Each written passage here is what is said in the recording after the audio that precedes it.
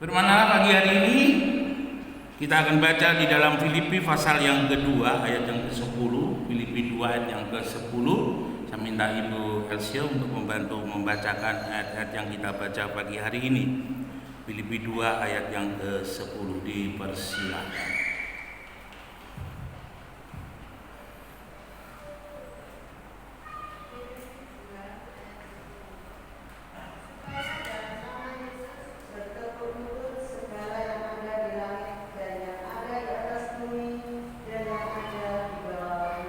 Ya, supaya dalam nama Yesus bertekuk lutut segala yang di langit dan yang ada di atas bumi dan yang ada di bawah bumi. Artinya bahwa Tuhan Yesus mempunyai kuasa di atas segala kuasa yang ada di atas, di bawah bumi ini. Kuasa Tuhan lebih dari semuanya. Saudara-saudara sekalian yang dikasihi oleh Tuhan, ini bukan sekedar basa-basi bahwa kuasa Tuhan melebihi dari semua yang ada di bumi ini.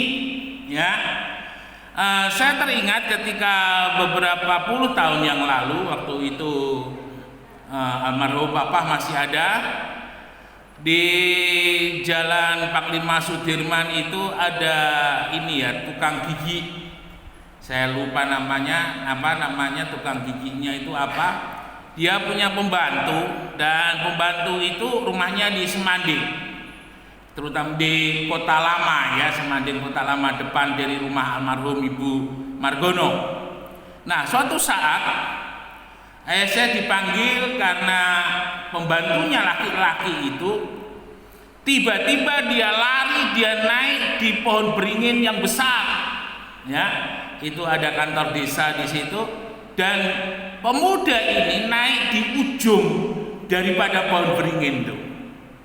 Semua sudah dipanggil ya, pemuka-pemuka agama yang namanya orang pinter, orang bodoh dipanggil semua untuk menyuruh daripada anak ini turun. Tapi dia tidak turun. Akhirnya waktu itu saya ingat dengan kita masih punya bis yang lama itu, lalu dengan beberapa saudara yang ada kita berdoa. Dan ketika itu ayah saya berdoa dan anak itu dengan berlahan turun, saudara. Dan turunnya itu bukan turun seperti orang turun dari pohon, ya. Jadi rasanya dia turun seperti turun naik tangga lalu turun tangga begitu. Lalu kemudian dia turun, setelah itu dia ditanya, "Loh, kamu tadi kok bisa naik sebagaimana?" Lalu dia cerita bahwa dia sedang berada sebenarnya dia sedang berada di sebuah kota ya, tapi dia bilang orangnya aneh karena yang laki-laki itu buka baju lalu kemudian ada pakai ikat, lalu kemudian dia bilang pasarnya orangnya tidak seperti yang ada pada saat saya hidup. Nah, Bapak Ibu Saudara sekalian yang dikasihi oleh Tuhan, dari sana kita bisa mengambil satu kesimpulan.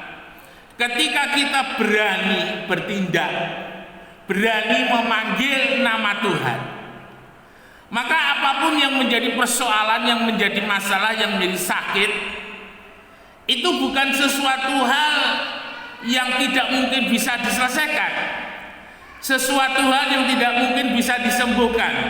Ketika kita percaya kepada Tuhan, maka tidak ada yang mustahil. Kuasa Tuhan mampu menolong, kuasa Tuhan mampu menyembuhkan. Ya, tapi permasalahannya sekarang adalah ada banyak orang percaya menjadikan Tuhan Yesus itu sebagai alternatif. Ya, yang namanya alternatif itu bukan yang pertama, tetapi itu bisa yang kedua, ketiga, bahkan bisa yang ke-10. Ketika semua usaha itu sudah dilakukan, ya, baru Tuhan dipanggil.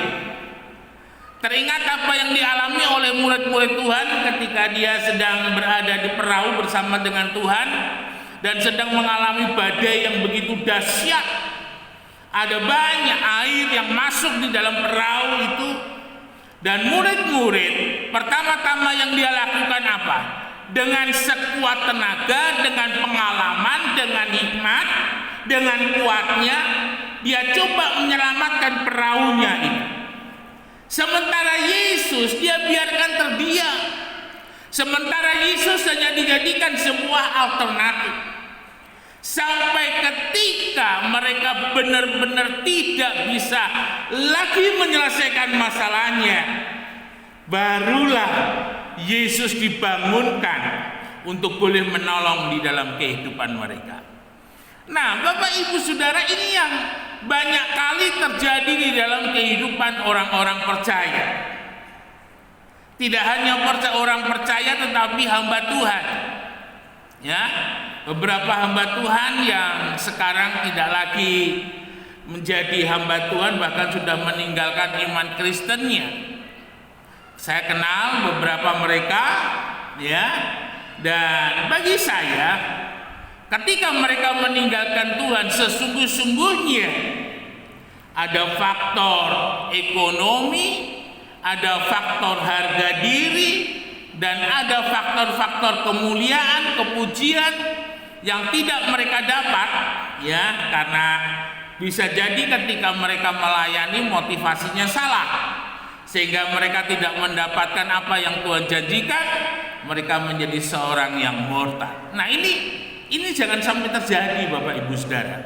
Ya, saya hanya ingin setiap pelayanan saya hanya ingin supaya jemaat itu mempunyai iman yang kuat sama Tuhan Yesus. Jemaat mempunyai iman yang kokoh dengan Tuhan Yesus. Ya, sesulit sesukar apapun yang kita hadapi, ingat baik-baik, Tuhan Yesus sanggup menolong dalam kehidupan kita. Nah, sekarang kita mau melihat bagaimana kehidupan kita bisa menikmati berkatnya Tuhan, bisa menikmati pertolongannya Tuhan. Yang pertama, kita belajar dari kehidupan seorang yang bernama Sakius. Ya, Sakius disebut sebagai seorang kepala pemungut cukai dan mempunyai kerja sampingan sebagai, ya, seorang, kalau boleh saya katakan, dia memang orang yang luar biasa, sebagai seorang rentenir. Dalam arti dia bekerja meminjamkan duit, tetapi bunganya sungguh-sungguh Masya Allah, ya, tidak hanya bunga tetapi berbunga-bunga, ya. Dan itu mengakibatkan banyak orang yang mempunyai hubungan bisnis dengan Sakius, hidupnya bukan ditolong tapi hidupnya semakin hancur. Ya. Artinya secara manusiawi Sakius ini benar-benar orang yang jahat, orang yang buruk sekali. Saudara, ketika Sakius mendengar Yesus akan lewat, dia berusaha, dia cari tempat, ya, dan ternyata dia mencari tempat di atas sebuah pohon ara. Jadi ini pohon ara dua macam, yang satu yang memang rangkanya itu lunak, tetapi ini pohon ara yang cukup besar, ya, kalau boleh saya katakan, dan rangkanya cukup kuat. Dan Sakius naik di sana. Sebenarnya tindakan Sakius ketika naik di atas pohon itu macam-macam. Yang pertama, dia mencoba untuk mencari perhatiannya Tuhan, ya. Yang kedua, dia mau istilahnya mendahului orang lain untuk bisa bertemu dengan Tuhan, karena orangnya pendek, tidak mungkin dia bisa menang kalau harus berdesak-desakan. Dan apa yang terjadi ketika Yesus melihat Sakius? Saudara, yang dilakukan oleh Sakius adalah mengajak Tuhan Yesus untuk masuk ke dalam rumahnya. Ya. Dan di sana Tuhan Yesus dijamu. Lalu kemudian Tuhan mengatakan, hari ini terjadi keselamatan atas seisi rumah orang ini, dan orang ini disebut sebagai keturunan Abraham. Ya, jadi yang namanya status sebagai keturunan Abraham, seperti halnya Abraham menurunkan berkat ke Ishak, ke Yakub, dan seterusnya, maka berkat itu pula lah yang pernah Tuhan berikan kepada Abraham, itu juga yang Tuhan janjikan untuk kehidupan Sakius. Dan apa yang dilakukan oleh Sakius, ya sungguh-sungguh menikmati berkat-Nya Tuhan. Hal yang pertama, ketika kita mau menikmati berkat-Nya Tuhan, pertolongannya Tuhan, buka hati seperti Sakeus. Ya, siapa yang ada di dalam hati kita ini menentukan pola pikir kita, menentukan langkah kita. Kalau yang di dalam hati itu keraguan-raguan dan ketakutan, maka yang akan ada di dalam pikiran kita juga keraguan-raguan dan ketakutan. Dan hasilnya adalah hasil keraguan-raguan dan ketakutan yang sama sekali tidak mengubah di dalam kehidupan kita. Saudara, Yesus, firman Tuhan mengatakan, Yesus ada di depan pintu hati setiap kita, mengetok. Yesus mau masuk, dan bagi mereka yang membukakan pintu, Yesus masuk ke dalamnya. Nah, ini sebuah gambaran yang sederhana sekali. Artinya sebenarnya Yesus mau ada bersama-sama dengan kita. Salah satu kegagalan manusia adalah dia tidak dapat menyelesaikan dosanya yang mengakibatkan banyak hal di dalam kehidupannya. Dan Yesus turun ke dalam dunia untuk memberikan kekuatan, untuk memberikan pertolongan terhadap setiap kehidupan yang sungguh-sungguh mau membukakan pintu kepadanya. Orang Farisi ahli Taurat, dia tidak menikmati berkat-Nya Tuhan. Mengapa? Hatinya tertutup. Ya, hatinya tertutup, tidak mau dibukakan untuk Yesus. Dalam satu hari, berapa jam kita membukakan pintu untuk Yesus? Kadang kita membukakan pintu hati kita untuk Yesus, Yesus hanya sekedar sebagai pengantar koran. Ya, Pak, koran Pak, buka pintu sebentar. Oh iya, ambil koran, tutup lagi.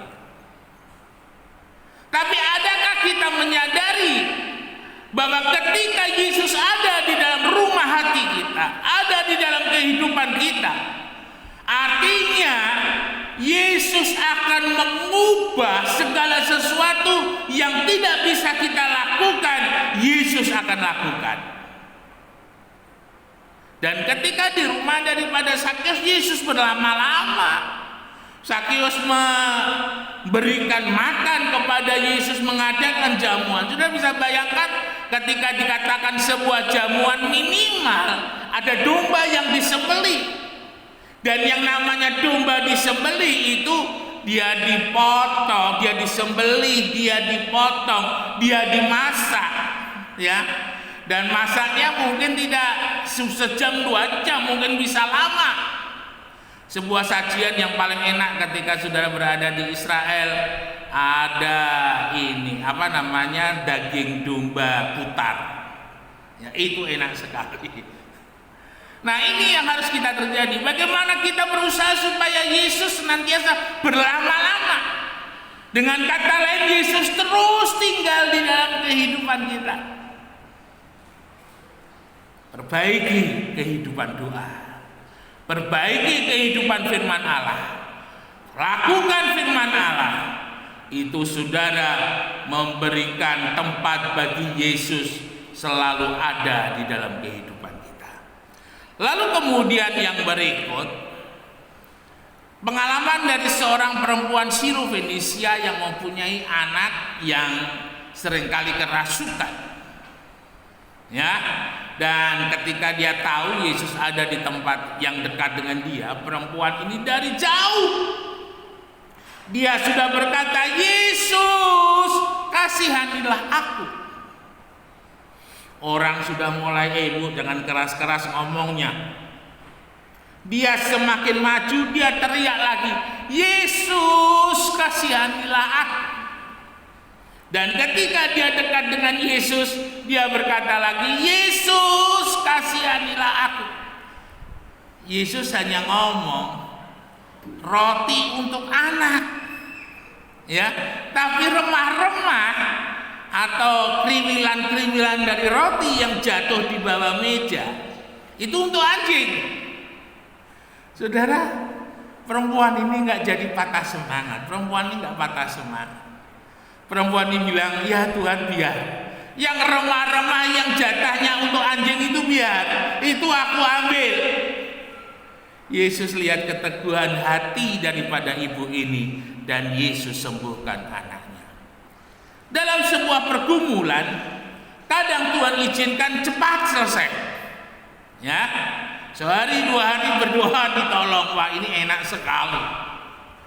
Tapi ada sebuah pergumulan yang Tuhan izinkan terus menerus kita doakan, terus menerus kita gumulkan, terus menerus kita perjuangkan. Ya mungkin bisa setahun, mungkin bisa 2 tahun, mungkin bisa sampai 10 tahun. Tapi tidak henti-henti kita berdoa, memohon terus pertolongan Tuhan, ya, untuk kehidupan kita. Saudara, ketika saudara bergumul di dalam doa, ketika saudara berseru kepada doa, itu saudara sedang membangun tembok. Ya, kalau hanya buat kandang ayam sih sehari 2 hari kelar.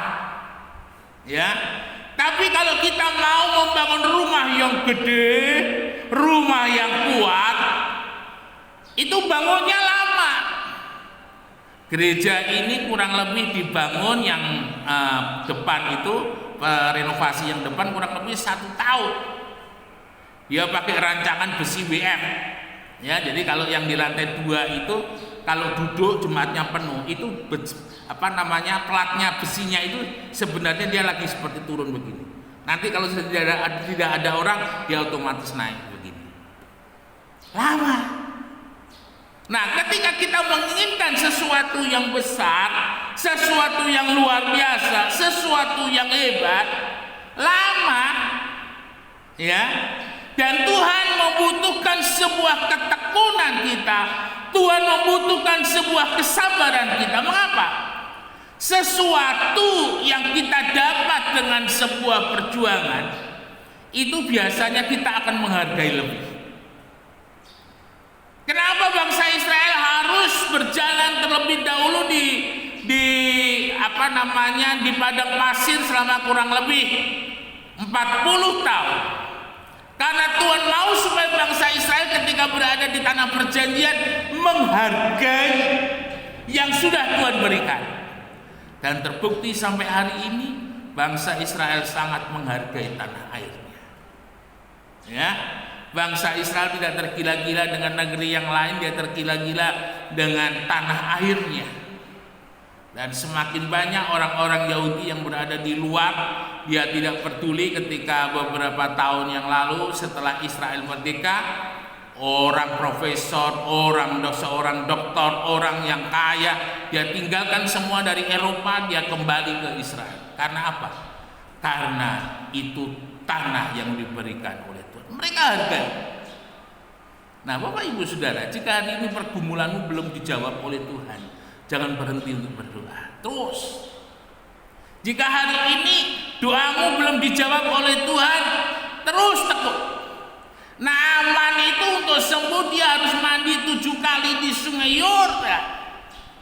Dan ingat bahwa kesulitan, kesukaran yang Tuhan berikan, Tuhan izinkan terjadi dalam hidup ini. Ya, sebenarnya sebagai sebuah proses. Kalau saudara lihat bangsa Israel, ketika dia menghadapi proses Tuhan dengan masalah persoalan yang Tuhan izinkan, sama sekali mereka tidak mau membangun iman. Tapi Kaleb dan Yusa, ketika mereka selama perjalanan, mereka menjaga hatinya, menjaga imannya semakin tumbuh.